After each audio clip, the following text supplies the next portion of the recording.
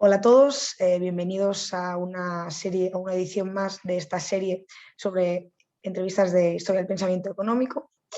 Intenté hacer la serie, la intenté hacer por orden cronológico, al final ha sido un desastre porque me equivoqué y Adam Smith lo subí hace nada, pero bueno, vamos a intentar remediarlo en estos últimos vídeos que quedan y hoy venimos a hablar sobre John Maynard Keynes y para ello tenemos a Juan Ramón Rayo, que los que me seguís ya sabéis que es un autor al que conoce bastante, ha dado alguna charla sobre sus ideas. Todos conocéis a Rayo, él es doctor en economía, es profesor en diversos centros de estudios, en el IE, en UFM, en OMA. Además es analista económico en medios de comunicación, sobre todo pues, conocéis la columna que tiene desde hace tiempo ya en el Confidencial y tiene su propio canal de YouTube en el que también podréis encontrar este vídeo. Y nada más, Juan Ramón, muchísimas gracias como siempre, ya es la segunda vez que estás aquí y ya sabes que yo te lo aprecio muchísimo. Nada, muchas gracias a ti por la invitación y felicidades por esta serie de entrevistas que creo que son muy interesantes. Sí, la verdad que yo creo que están gustando y yo creo que la idea de las entrevistas es, evidentemente no en media hora no nos da para Mm. explicar todo el pensamiento de un autor, pero por lo menos yo creo que podemos hacer una breve introducción que le anime a la gente a informarse algo más, ¿no?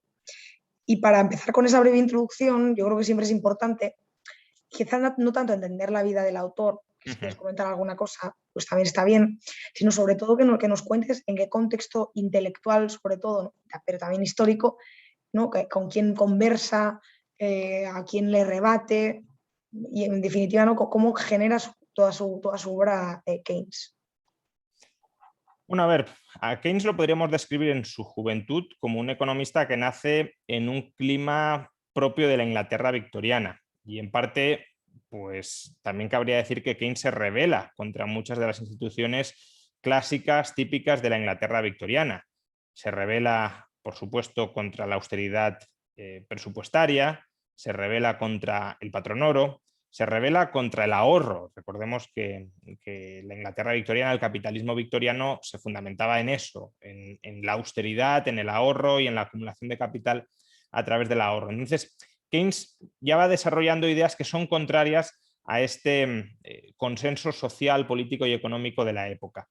Posteriormente, conforme van avanzando los años, también hay que tener en cuenta el muy complicado, interesante, como lo queramos calificar, contexto de nuevo político y económico que vive Keynes. Keynes atraviesa la Primera Guerra Mundial y se tiene que enfrentar a los problemas de la reconstrucción europea tras la Primera Guerra Mundial. Ahí es donde publica una obra que, bueno, Keynes ya tenía fama en su momento, pero esta obra desde luego le dio todavía más fama, que fue Las consecuencias económicas de la paz. El libro que incluso los críticos con Keynes dicen que acierta, ¿no? Donde acierta, donde de alguna manera es capaz de anticipar efectivamente las negativas consecuencias que tendría la humillación de Alemania en el Tratado de Versalles. Yo, la verdad que con esa tesis, como nota al margen, con esa tesis de Keynes con esa tesis de Keynes no termino de estar tampoco muy de acuerdo. Creo que ahí hubo un poco de profecía autocumplida y que Keynes contribuyó a envenenar el ya complicado clima también social y político de la época, ¿no? Imaginad, por hacer un paralelismo, que en la anterior crisis económica, cuando Alemania y Grecia estaban tan tensionadas entre sí y Alemania quería imponer políticas de austeridad a Grecia y Grecia se rebelaba y decía que no, que ellos tenían razón, que tenían que aplicar políticas de austeridad. Imaginad que hubiese surgido o que el economista alemán más prestigioso del país, incluso el economista más prestigioso de Europa, se posicionara del lado de Grecia y dijera que Alemania pues, que estaba aplicando políticas suicidas, desastrosas, que los griegos tenían razón, que Varoufakis lo estaba haciendo genial. Pues claro, eso habría envalentonado muchísimo a los griegos para reafirmarse en esa línea. Entonces, en parte, las consecuencias económicas de la paz fue eso, fue el economista inglés más importante de la época, del lado vencedor,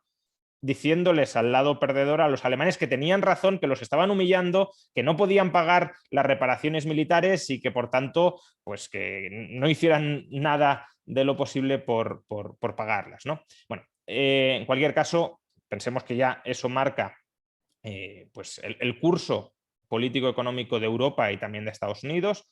La década de los años 20 es una década no solo de reconstrucción política, sino también de reconstrucción monetaria, de reconstrucción del patrón oro. De reconstrucción del patrón oro, yo diría, en unas condiciones bastante chapuceras. Y Keynes también va forjando su pensamiento durante esa reconstrucción del patrón oro y sobre las dificultades que tienen las economías, sobre todo Inglaterra, pero no solo Inglaterra, de capear con un tipo de cambio sobrevalorado y por tanto con el estancamiento económico que ello produce dentro de una economía donde además la rigidez salarial a la baja pues era mucho mayor debido a los mayores niveles de sindicación en los años 20 que durante las décadas previas. Pero sobre todo la década que marca, bueno, todas la marcan, ¿no? Pero todas lo marcan, pero la década que nos lega al Keynes más famoso es obviamente la década de los 30 con la Gran Depresión, que en parte es una Gran Depresión que encuentra sus raíces en la década de los años 20 y en la mala gestión de la reconstrucción política y económica tras la Primera Guerra Mundial. Y la Gran Depresión, claro, marca crucialmente el pensamiento de Keynes, en general de todos los economistas de la época, y también lleva a que Keynes pueda culminar su obra intelectual con un libro que parece un libro escrito ad hoc para solucionar la Gran Depresión y que por tanto también influye de manera muy determinante en el pensamiento económico subsiguiente. No es exagerado decir que Keynes es el economista, algunos dicen que es el padre de la macroeconomía, quizá esto pueda ser exagerado, pero desde luego es el economista más influyente del siglo XX. Claro, y si, bueno, tú comentabas, ¿no? Ese nacimiento en la Inglaterra victoriana y cómo de alguna forma parte de su obra también la dedica a criticar algunas de las ideas pues, más establecidas hasta el momento, ideas económicas. Y en ese sentido, ¿no? Según tengo entendido, bueno, su obra principal, Teoría General del Empleo, el Interés y el Dinero, vamos, es una obra en la que se dedica a criticar las ideas de los principales autores clásicos, las principales ideas económicas clásicas. No sé si efectivamente esto es así y cuáles crees tú o cuáles podríamos destacar que son las críticas más relevantes. Bueno, aquí existe un cierto punto de adanismo en Keynes, adanismo impostado, diría yo, porque básicamente lo que viene a decir Keynes es esto que estoy escribiendo yo no lo ha escrito nunca antes nadie, y además todos los que me han precedido pues más o menos pensaban lo mismo y los podemos agrupar dentro de la economía clásica. Hombre, esto es una simplificación gigantesca, ¿no? Es algo parecido, por cierto, a lo que hace Adam Smith con el mercantilismo, ¿no? Adam Smith también, cuando escribe La riqueza de las naciones, dice: voy a criticar a todos los economistas que me precedieron y todos ellos son mercantilistas y forman parte de la misma escuela intelectual. Lo cual pues es una simplificación, es crear un muñeco de paja que, bueno, pues si tiene ciertas ideas estilizadas, ciertas líneas de pensamiento compartidas, pues puede tener sentido, pero en el caso de Keynes, sobre todo dibujó una caricatura. Básicamente lo que vino a decir Keynes es lo siguiente: los economistas clásicos no se han dado cuenta de que puede haber desequilibrios económicos persistentes dentro de la economía, porque presuponen que existe un mecanismo de ajuste automático dentro de las economías. El elemento que para Keynes era el origen de las distorsiones era la fluctuación de la inversión, ¿no? Keynes era muy escéptico con que los flujos de inversión, que dependían de las expectativas, de los espíritus animales, de la tasa de beneficios, de la eficiencia marginal del capital, como él la denominaba, de la tasa de beneficios esperada, él temía que esos flujos de inversión fueran muy inestables. Tanto inestables a corto plazo, porque si nos sometemos a ciclos maníaco-depresivos, ¿no? Ahora estamos eufóricos, ahora estamos deprimidos, pues cuando estamos eufóricos todo el mundo quiere invertir, cuando estamos deprimidos nadie quiere invertir. Cuanto también y sobre todo, y de hecho este es el tema de la teoría general, tema que a veces pasa desapercibido, a largo plazo él temía que las oportunidades de inversión se iban a ir agotando, ¿no? Pues ya hemos invertido en todo lo que es rentable y no queda nada donde invertir. Entonces, tanto la inversión a corto plazo como la inversión a largo plazo, la inversión a corto plazo sería fluctuante, a largo plazo sería decreciente, y esa reducción de los flujos de inversión era amplificada a través del famoso multiplicador del gasto, multiplicador que traslada pues, los flujos de inversión o las decisiones, mejor dicho, de gasto en inversión, las traslada en forma de creación de renta que es adicionalmente consumida, pero si no creas renta, pues no se genera consumo, y si no generas consumo vas generando un ciclo de destrucción de rentas y de destrucción de consumo. Entonces, Keynes pensaba que el consumo era más o menos estable y, claro, al ser más o menos estable, el multiplicador era estable, y si caía mucho la inversión y el multiplicador era estable, pues claro, si cae la inversión en 100 y el multiplicador es 2, pues el PIB cae en 200. Si el multiplicador fuera estable en 4, cae la inversión en 100, pues el PIB se contrae en 400. Entonces, como digo, Keynes temía que estas fluctuaciones de la inversión a corto plazo y ese declive de la inversión a largo plazo fueran amplificadas a su vez por la creación y destrucción de rentas y de gasto en consumo dentro de la economía, y que eso generara depresiones a corto plazo y estancamiento secular en el largo plazo. Y esto lo contraponía con las ideas de la economía clásica, porque la economía clásica, según la descripción que hace Keynes, que tampoco es así, porque ya muchos otros economistas antes de Keynes ya estaban trabajando sobre ideas similares a las suyas, pero según la descripción que hace Keynes de la economía clásica, los clásicos presuponían que esto no podía suceder. ¿Por qué? Pues básicamente porque imaginemos que cae la inversión. Pues si cae la inversión, decían los clásicos, caerán los tipos de interés. Y si caen los tipos de interés, ¿qué sucederá? Pues que por un lado habrá mayores incentivos a invertir, porque en tipos de interés más bajos, mayor facilidad de obtener financiación, menor es el coste de oportunidad del capital que tienes que rentabilizar con las inversiones y por tanto mayor propensión a invertir. Y a su vez, si no se invierte lo suficiente, claro, si baja el tipo de interés, se remunera menos el ahorro y por tanto, si remuneras menos el ahorro, más gente consumirá. Con lo cual, lo que dejamos de invertir o se traduce en otras inversiones por la inducción de los menores tipos de interés, o se traduce en más consumo. Y por esa vía estabilizamos el gasto agregado dentro de la economía. Pero Keynes decía, esto no es así, porque el tipo de interés no depende de las interacciones entre la demanda de inversión y la oferta de ahorros. El tipo de interés depende sobre todo de la preferencia por la liquidez, es decir, del ansia que tengamos de tener activos líquidos, esencialmente dinero. Entonces, si la gente tiene mucha ansia por tener activos líquidos, y es lógico que tenga esa ansia porque el dinero te permite mantener tus opciones abiertas, y por tanto en momentos donde pues, haya mucha incertidumbre, o en momentos en los que esté creciendo el PIB y necesitemos más liquidez para hacer transacciones, o en momentos incluso donde los tipos de interés estén muy bajos y por tanto el precio de los activos esté muy alto y busquemos un refugio ante el previsible pinchazo de la burbuja de activos en la liquidez, pues el tipo de interés dependerá de esa preferencia por la liquidez. Por tanto, aunque se desplome la inversión, si la gente se refugia en activos líquidos, si la gente no invierte, pero tampoco consume y tampoco compra otros activos financieros, sino que lo que hace es comprar dinero, activo real líquido, pues entonces no se trasladará ese gasto ni en consumo ni en inversión, con lo cual habrá una reducción neta del gasto agregado y por tanto de la producción agregada dentro del esquema keynesiano, donde además precios y salarios eran rígidos y era aconsejable de hecho que fueran rígidos. Tú mencionabas digamos, en la primera respuesta que a Keynes se le ha podido considerar, ¿no?, el padre de la macroeconomía, o por lo menos decías uno de los autores más influyentes, sino el más influyente del siglo XX. Efectivamente, ¿no?, hay un subcampo de la macroeconomía que se llama economía keynesiana. Hay una serie de autores y bueno, que han estado desarrollando esas ideas. Entonces me gustaría quizá que nos contases cuáles son las ideas de Keynes que han sobrevivido y que, entre comillas, se han integrado en lo que podemos considerar el mainstream, ¿no? Esas digamos, ideas más generalizadas hoy en día y más transversales a cualquier corriente de pensamiento económico.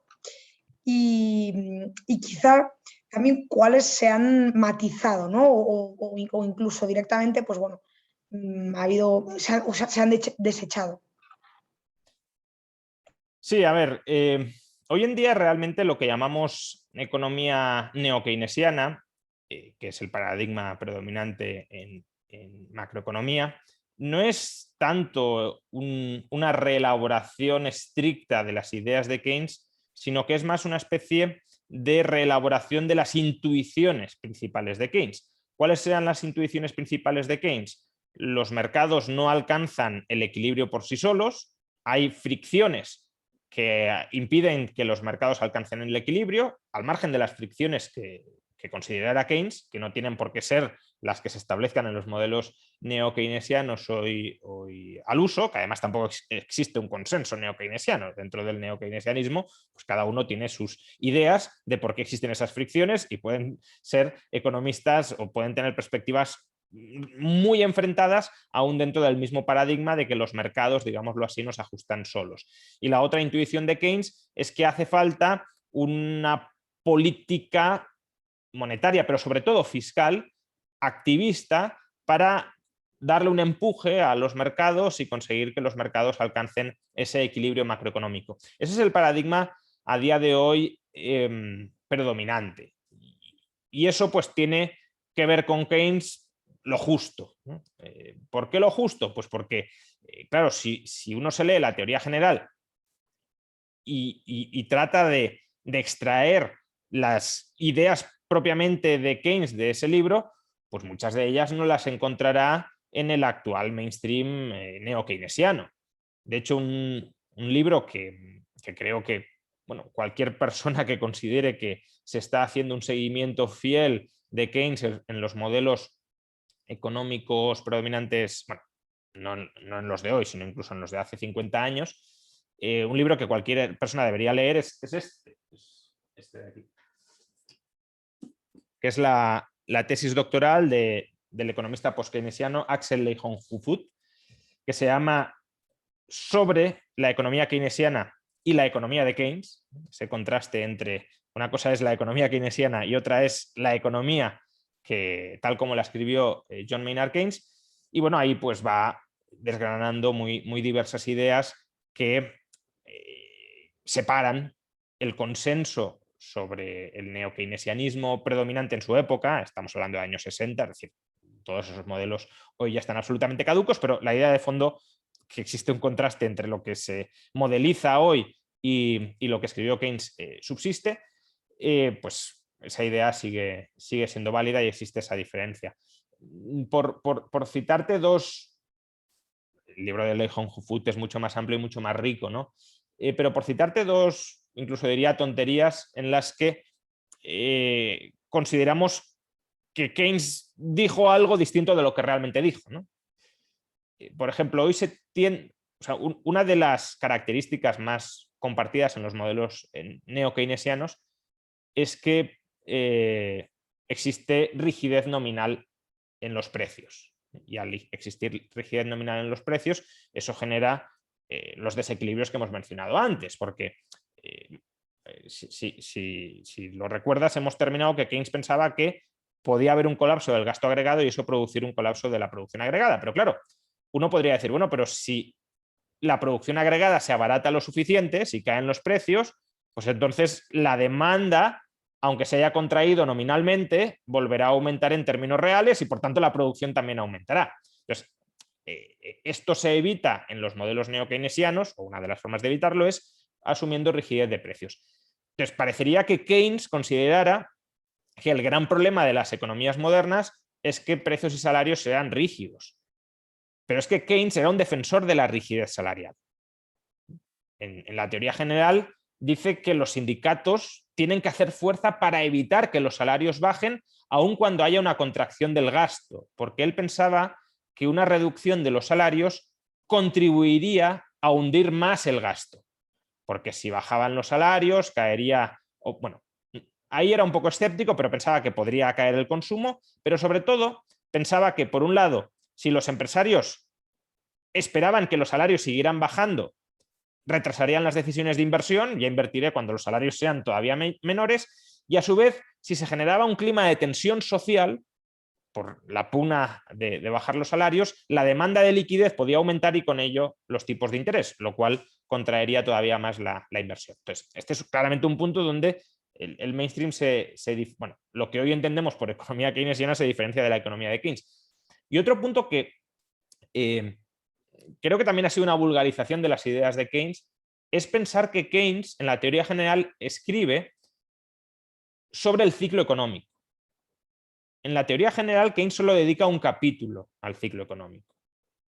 La teoría general no es un libro sobre las fluctuaciones cíclicas del capitalismo, aunque por supuesto también lo trata. Es un libro sobre lo que hoy llamaríamos estancamiento secular.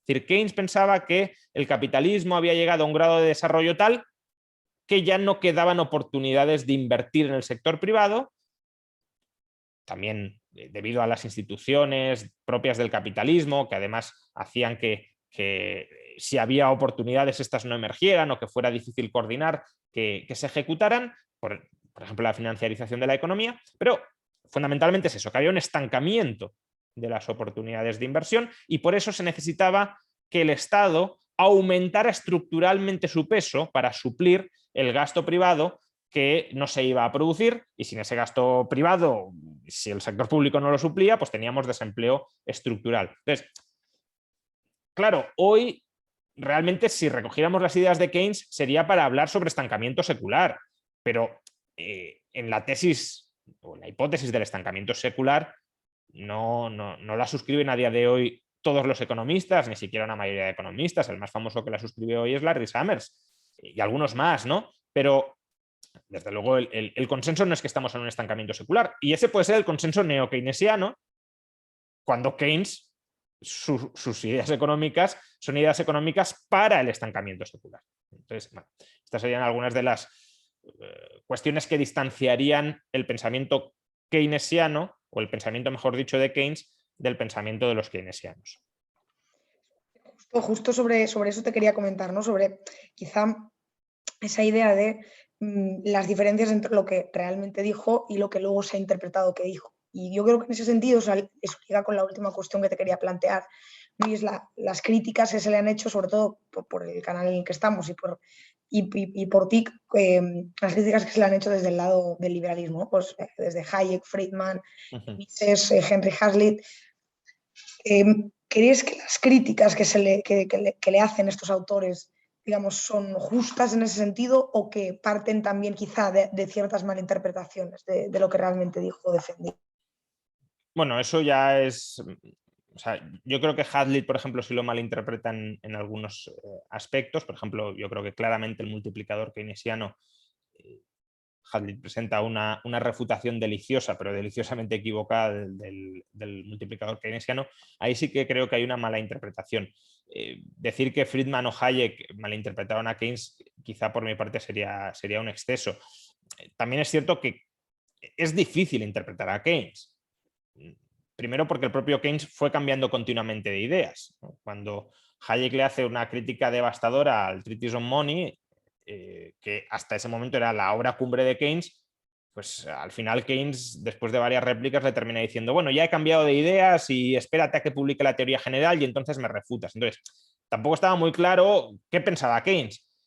Incluso la propia teoría general está abierta a múltiples interpretaciones y por tanto, bueno, si lo malinterpretaron, hasta cierto punto sería normal y comprensible. A ver, yo creo que las críticas que le hacen Friedman y que le hace Hayek son distintas. Friedman en cierto modo compra el marco keynesiano, ahí la famosa frase de que no se suele citar completa, ¿no? Todos somos keynesianos ahora, eso es lo que se suele citar, pero también dijo, y ninguno somos keynesianos ahora. Es decir, que en gran medida todos hemos comprado el marco analítico de Keynes, pero ninguno suscribimos exactamente lo que dijo Keynes. Entonces, Friedman en gran medida compra el marco analítico de Keynes y lo que hace es criticarlo o criticar los pronósticos que ese marco analítico generaba, ¿no? Es decir, Keynes pensaba que con el marco analítico que él había descrito, las economías estaban condenadas al estancamiento secular y a fluctuaciones cíclicas que procedían esencialmente de las fluctuaciones de la inversión. Y por eso se necesitaba una política, sobre todo fiscal activista, que estabilizara macroeconómicamente la economía.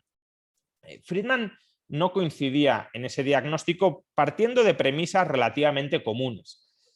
Friedman pensaba que las economías modernas exhibían mucha mayor estabilidad del gasto de la que Keynes presuponía, básicamente porque, por ejemplo, el gasto en consumo no se determinaba por la renta corriente, sino que se determinaba a través de lo que Friedman llamó la renta permanente, con lo cual, aunque hubiese un hundimiento transitorio de la renta corriente, si mi renta permanente no ha caído, y esto creo que es algo de relativo sentido común, ¿no? Es decir, si yo me quedo parado, pero sé que el año que viene o en unos meses voy a encontrar empleo, pues aunque ahora no tenga renta, no dejo de consumir acero por el hecho de no tener renta. O tiraré de mis ahorros o me endeudaré contra la renta que voy a tener próximamente, o lo que sea, pero estabilizaré mi gasto, ¿no? Entonces el gasto es mucho más estable de lo que Keynes pensaba. Recordemos, Keynes decía, si cae la inversión, se contraerá amplificadamente el consumo. Friedman dice, cuidado, puede caer la inversión y que el consumo no reaccione demasiado, se puede estabilizar, puede ser el consumo mucho más estable y por tanto sí tenemos una cierta fluctuación de la inversión, pero no llega a la sangre al río. Y además él, digamos, empíricamente en la historia monetaria de Estados Unidos, que escribe junto con Anna Schwartz, la conclusión a la que llega es que los ciclos económicos, las crisis económicas por las que había pasado Estados Unidos, no eran crisis ocasionadas por fluctuaciones de la inversión, sino sobre todo por fluctuaciones de la oferta monetaria. Y sobre todo fluctuaciones de la oferta monetaria no como consecuencia del libre mercado o del capitalismo, sino de las instituciones monetarias estatalizadas que habían generado esas fluctuaciones monetarias desde el lado, si lo queremos, de la política. Él pensaba que, por ejemplo, la demanda de dinero era muy estable y además que no era especialmente sensible a los tipos de interés. Por ejemplo, Friedman no creía en la trampa de la liquidez, como sí creía Keynes, y él atribuía que la fluctuación del gasto, ya digo, no era una fluctuación derivada de los cambios en las expectativas de ganancia de los agentes, sino a fluctuaciones de la oferta monetaria. Y por tanto, lo que él proponía era un mecanismo de estabilización de la oferta monetaria, porque si la demanda es estable y la oferta monetaria también la conseguimos estabilizar, pues ya no habrá fluctuaciones dentro del sistema capitalista. Y además también era muy escéptico con la política fiscal porque pensaba que la política fiscal generaba más desestabilizaciones, que además podía elevar los tipos de interés y expulsar inversión privada, etc. La crítica que hace Hayek es una crítica distinta. Hayek no parte de las mismas premisas keynesianas. De hecho, Hayek es muy vixeliano y en el Treatise on Money Keynes era vixeliano, y cuando partieron los dos de premisas similares, digamos que Hayek machacó a Keynes, y eso llevó a que Keynes abandonara ese marco vixeliano de el tipo de interés natural y del equilibrio entre equilibrio macroeconómico vía tipos de interés del ahorro y la inversión. Entonces, Hayek, digamos que se revela contra estas premisas, que por cierto, estas en concreto tampoco las compartía Friedman, se revela contra esas premisas y contra el marco analítico general de Keynes, y la crítica que le hace es distinta. La crítica que le hace es, manipulando los tipos de interés a través de la política monetaria, lo que vas a generar son esos ciclos de auge, expansión y depresión que en parte tú quieres evitar. E incluso si intentas reanimar con política de gasto la economía durante las depresiones, lo que vas a hacer es prolongar la depresión, lo que vas a hacer es prolongar los desequilibrios, porque lo que hace falta en las depresiones, o sea, en las expansiones lo que tenemos es un desequilibrio entre ahorro e inversión provocado por la política monetaria que lleva a un exceso de inversión en relación con el ahorro. Eso dentro del marco keynesiano encaja mal, porque el marco keynesiano, pues el ahorro surge de la inversión. Es decir, si invertimos más, gastamos más, aumenta la renta, y si ahorramos parte de la renta, pues sube el ahorro. Entonces, da igual si hay equilibrio ex ante ahorro e inversión, lo importante es que termina imponiéndose ex post el equilibrio ahorro e inversión. Hayek dice que no, que el equilibrio tiene que darse ex ante, y si no se da ex ante se producirán desequilibrios. Y luego, si ese desequilibrio es el que ha causado la crisis, si tú intentas salir de la crisis relanzando el gasto, una crisis que viene del insuficiente ahorro en relación con la inversión, lo que vas a hacer es volver todavía más escaso el ahorro en relación con la inversión, es decir, vas a perpetuar las causas que generaron esa crisis. vamos, creo que tanto las aportaciones de Friedman como sobre todo las de Hayek, a las que estoy mucho más cerca, son muy relevantes para articular una crítica a Keynes, pero también es cierto, y creo que esto es en parte lo que falta, que Keynes hace una crítica bastante interesante a determinados mecanismos de coordinación dentro del capitalismo, especialmente a través de las fluctuaciones en la demanda de dinero, que esto es algo que ni Hayek ni Friedman toca. Friedman porque considera que la demanda de dinero es estable, por tanto, ¿para qué vamos a preocuparnos de los desequilibrios que pueden surgir de cambios bruscos en la demanda de dinero? Y Hayek porque no consideraba que el desequilibrio económico fundamental fueran las posiciones de liquidez de los agentes, sino, como he dicho, ese desajuste ahorro-inversión. Entonces, Keynes sí hace ciertas críticas que hay que responder, o no, pero si no las respondes, pues estás comprando en parte el marco keynesiano, claro, sobre cómo el capitalismo o las economías de mercado pueden alcanzar el equilibrio con fluctuaciones fuertes de la demanda de liquidez. Es decir, hace falta, a mi juicio, dentro de la tradición austríaca, pero bueno, también podría ser dentro de otras tradiciones, desarrollar una teoría financiera sobre cómo los agentes económicos son capaces de suministrar liquidez a los agentes que la demandan sin generar una contracción agregada del gasto y sin generar un deterioro, que esta sería la crítica que haría Hayek, ¿no? Si hay demanda de liquidez y tú suministras liquidez, pues estarás generando una expansión crediticia y por tanto estarás generando un ciclo económico. Pero la cuestión es que puede haber un incremento de la provisión de liquidez para atender el exceso de demanda de liquidez sin que haya ese deterioro de la liquidez de los agentes y por tanto sin que se esté gestando ningún ciclo económico. Y eso creo que en gran medida es lo que falta y lo que algunos economistas, pues por ejemplo Antal Fekete, han intentado desarrollar con la idea de la doctrina de las letras reales, que es una vía de proporcionar, y hoy en día incluso en el mainstream esto está más o menos desarrollado, aunque creo que falta el encaje dentro de la teoría del capital, ¿no? Olmström y Tirol, por ejemplo, en su libro Inside Liquidity, Outside Liquidity, pues al final también te desarrollan esto, ¿no? Cómo a través de una estructura productiva más cercana al consumo se puede generar promesas de pago líquidas que satisfagan la demanda de liquidez de los agentes. Pero, desde luego, dentro de la tradición austríaca, falta resolver bien o falta sistematizar bien este punto para darle una réplica a Keynes, porque si no, decirle, no, el problema que estás señalando tú no existe y las soluciones que tú das van a generar desequilibrios, ¿vale? A lo mejor las soluciones que tú das van a generar desequilibrios, pero eso de que el problema que tú estás apuntando, que tú estás señalando, no existe, no es cierto. Y ponerte una venda en los ojos para no tener que reflexionar sobre ese problema, pues tampoco ayuda, desde luego. Bueno, pues Juan Ramón, yo creo que hemos terminado hemos llegado al final. La verdad ha sido muy, muy entretenido. Creo que más o menos hemos repasado, no sé si te ha quedado algo en el tintero, pero yo creo que más o menos hemos repasado. No, dime. No, quiero decir que del pensamiento de Keynes podríamos estar hablando mucho rato, ¿no? Pero, porque, por ejemplo, casi no hemos hablado de la trampa de la liquidez, ¿no? Y demás cosas. Pero, bueno, yo creo que lo esencial, pues, bueno, he dicho trampa de la liquidez, pero el término trampa de la liquidez ni siquiera lo usa Keynes, para que luego no haya nadie que se confunda o que quiera confundir.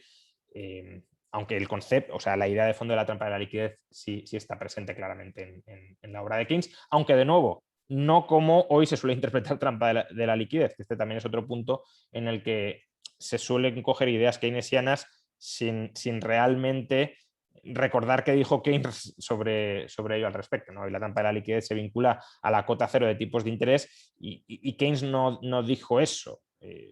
Realmente lo que se llama trampa de la liquidez estaría más en línea con lo que desarrolló Ralph Hawtrey sobre el agotamiento de las oportunidades de inversión y, por tanto, la ausencia de demanda de financiación para invertir, mientras que para Keynes la trampa de la liquidez es una posición especulativa que toman los agentes ante un contexto de tipos de interés muy bajos, anticipando que los tipos de interés van a subir en el corto plazo y, por tanto, protegiéndose frente al pinchazo de la burbuja. Pero bueno, digo que hay muchas cosas de Keynes que obviamente no hemos podido tocar, pero lo fundamental creo que sí lo hemos podido tratar.